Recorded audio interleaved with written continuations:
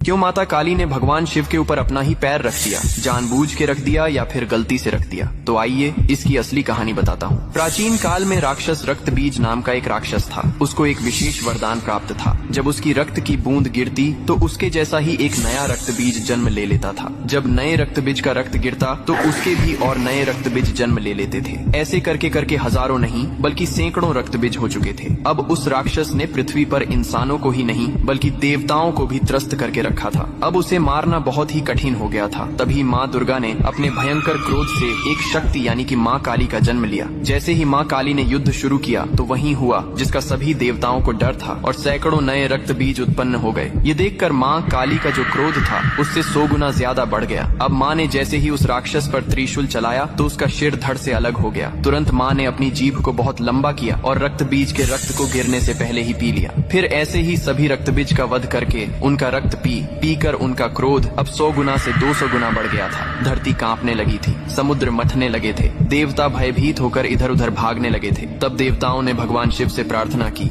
हे महादेव, आप ही माता काली के संताप को शांत कर सकते हैं। शिव ने देवताओं की पुकार सुनी और माँ काली के सामने युद्ध भूमि में पहुंच गए। लेकिन माँ अपने तांडव में इतनी लीन थीं कि उन्होंने शिव को भी नहीं देखा। तभी भगवान शिव ने स्वयं माता के चरणों में लेट गए। जैसे ही माँ काली का पैर अनजाने में शिव के सीने पर पड़ा, तुरंत उनका क्रोध शांत हो गया। उन्होंने नीचे देखा तो अपने प्रिय पति शिव थे। यह देखकर उनकी जीभ शर्मिंदगी से बाहर निकल आई। इसके बाद शिव ने मुस्कुराते हुए कहा, हे माँ, तुम्हारा यह रूप सृष्टि के संतुलन के लिए था, लेकिन यह रूप अब धरती पर बहुत धाम धूम से पूजा जाएगा। यही कारण है कि तस्वीर में और मूर्तियों में माँ काली को शिवजी पर